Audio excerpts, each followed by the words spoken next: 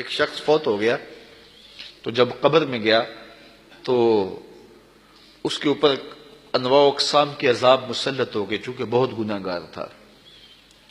تو ایک دن اچانک سارے عذاب موقوف کر دیے گئے اور جہنم کی جانب کھولی گئی کھڑکی بھی بند کر دی گئی اور جنت کی جانب در کھول دیا گیا اور فردوس بری کی تازہ ہوائیں قبر میں آنے لگے. تو اس نے کہا میرے خدا تیری کرم نوازی کے میرے سے اس کلفت کو اس اذیت کو دور کیا، لیکن کیا مالک تو یہ مجھے بتائے گا کہ میرے اوپر یہ کرم نوازی کیوں ہوئی؟ تو آواز آئی کہ میرے بندے جب تو مرا تھا تو اپنی بیوی کی گود میں ایک بچہ چھوڑ کے آیا تھا.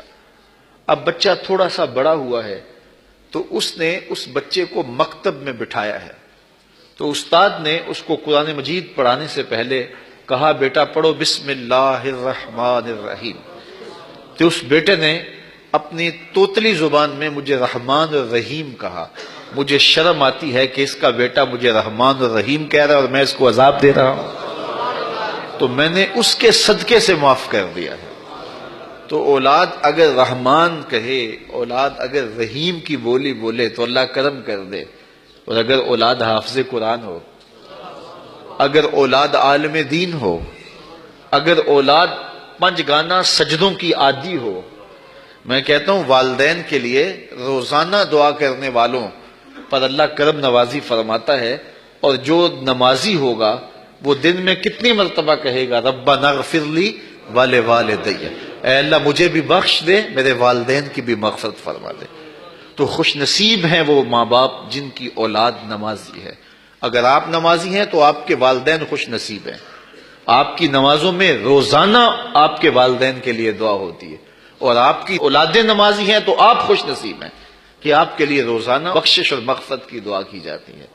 تو اولاد جب پیدا ہو تو سب سے پہلے اس کے کان میں آواز اللہ اکبر کی پڑے، اور بولنے لگے تو سب سے پہلے لا الہ الا اللہ محمد رسول اللہ لفظ اللہ، اور پھر اس کے بعد لا الہ الا اللہ محمد رسول اللہ پڑھے. تو یہ اولاد کو آپ تربیت میں دیں گے. بچے کا اچھا نام رکھنا یہ والدین کے ذمے ہے کہ ان کا خوبصورت نام رکھا جائے. احب الاسماء، اللہ کے ہاں جو پسندیدہ نام ہیں وہ کون سے ہیں؟ عبداللہ و عبد الرحمن. جو اللہ کو بہت محبوب نام ہے وہ عبداللہ اور دوسرا نام عبد الرحمن. اس طرح حضور علیہ الصلوۃ والسلام نے فرمایا کہ میرے ناموں پر اپنے بچوں کے نام رکھو. تو حضور کے اسماء پر اپنی اولاد کے نام رکھے جائیں. بیٹے کا نام محمد رکھا جائے، بیٹے کا نام احمد رکھا جائے، بیٹے کا نام محمود رکھا جائے. اور کہتے ہیں کہ اگر کسی دسترخوان پہ محمد یا احمد نام کا بچہ ہوگا وہاں بے برکتی نہیں آئے گی. اللہ ناموں کی برکتیں اتارتا ہے. سلطان محمود غزنوی کا بڑا محبوب وزیر تھا ایاز. تو اس کا ایک بیٹا تھا، اس کا نام محمد تھا. تو بادشاہ کی وہ خدمت کیا کرتا تھا. تو ایک دن بادشاہ واش روم میں تھا تو وہاں پانی کی ضرورت پڑی. تو اس نے آواز دی ایاز کے بیٹے مجھے پانی دو. تو بیٹے نے پانی دیا، لیکن محسوس کیا کہ آج بادشاہ کوئی ناراض ہو گیا کہ میرا نام نہیں لیا. تو اپنے باپ سے کہا. تو ایاز نے بڑی نیازمندی سے کہا کہ بادشاہ سلامت، میرا بیٹا آپ کی خدمت کرتا ہے، کوئی کوتاہی ہو گئی؟ اس نے کہا کوئی کوتاہی نہیں ہوئی. تو کہا کہ آج آپ نے اس کا نام پکارا ہے تو ایاز کے بیٹے کہہ کے پکارا ہے. تو سلطان محمود کی آنکھوں میں آنسو آ گئے. کہا کہ تیرے بیٹے کا نام محمد ہے اور آج تک میں نے یہ نام بے وضو نہیں لیا.